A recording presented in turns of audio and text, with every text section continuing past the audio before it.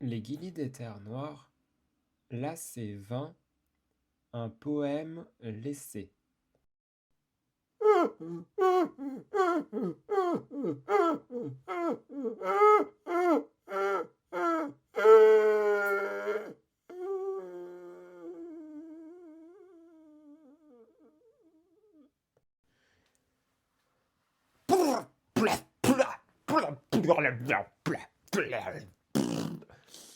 Ils dégringolèrent tous du trou noir, retombèrent dans le sol de notre monde.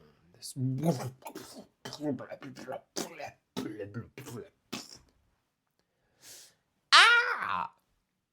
Les voilà. Ils sont arrivés, Monsieur Patican. C'est une bonne chose.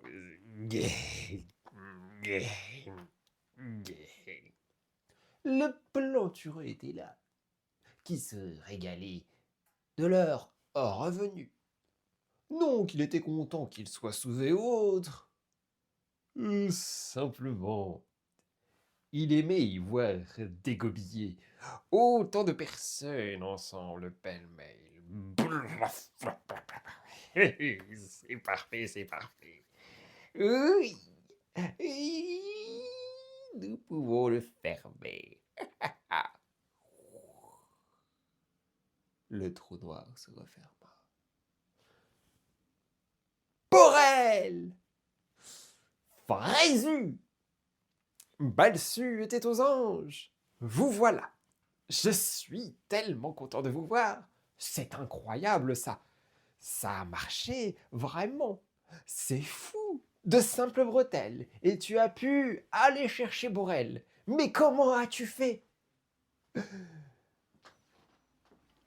Culu de Frézu lui conta l'histoire. Comment il avait été guidé par une certaine odeur qui avait été disséminée intentionnellement, peut-être, on ne sait pas. Mais que l'odeur matérialisée, en la touchant, l'avait conduit jusqu'à Borel et aussi facilement que cela. Et étrangement, ces bretelles, qui ont pu le ramener dans leur monde.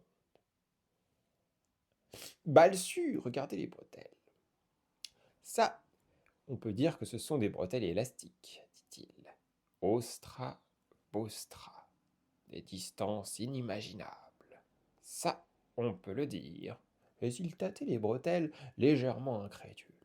C'est formidable! Je suis de retour dans mon monde! Balsu. Borel, tu penses que tu retenteras de repartir là-bas? Ah ah! Je ne sais pas, peut-être un jour, mais pas maintenant. Je suis de retour dans mon monde. Nous avons traversé des histoires de fous. Vous ne trouvez pas? Mais j'y pensais. Eh oui, et les gars étaient là. C'est votre monde. Ah, difficile de vivre là-dedans. Ah, je vous loue tout un mérite. Ah, vous êtes forts, vous autres vies de ce monde, pour avoir autant de bonheur dans une si plate existence. Ah, rassurez-vous, c'est loin d'être toutes les choses qui sont. J'ai vu votre monde, je peux le toucher. Ah, c'est lui le plantureux, le magicien. Ah, mais elle toucha le plantureux. Et le plantureux, curieusement, dans le moment de se toucher, eut comme un regard de raison. Ce qui était fou, le regardant et surtout le connaissant, ce n'était pas quelqu'un de raisonné ou de raisonnable, il était fou. Mais dans l'instant où il fut touché ainsi par cette personne dont on n'aurait su dire ni connaître son origine ni sa provenance. Il palpa en son regard un frais de raison, une vérité de raison, et comme celle qui habite chacun en temps normal. Borel, Balsu, Frézu, PH3PH, en furent subjugués, car ils sentirent effectivement que le temps de l'instant de se toucher, elle lui avait redonné ce semblant de raison.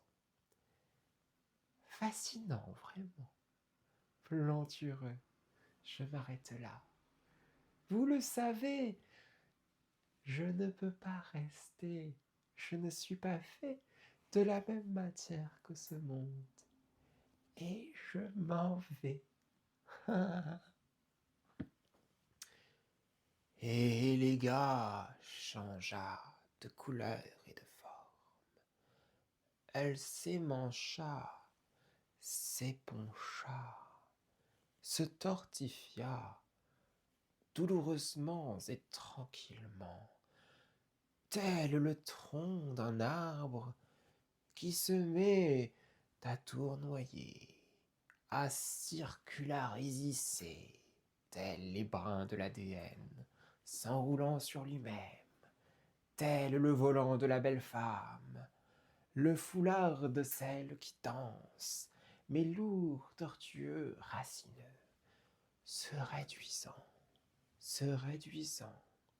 et sans un bruit, disparut. Pouf! Mais il n'y eut pas rien à la place.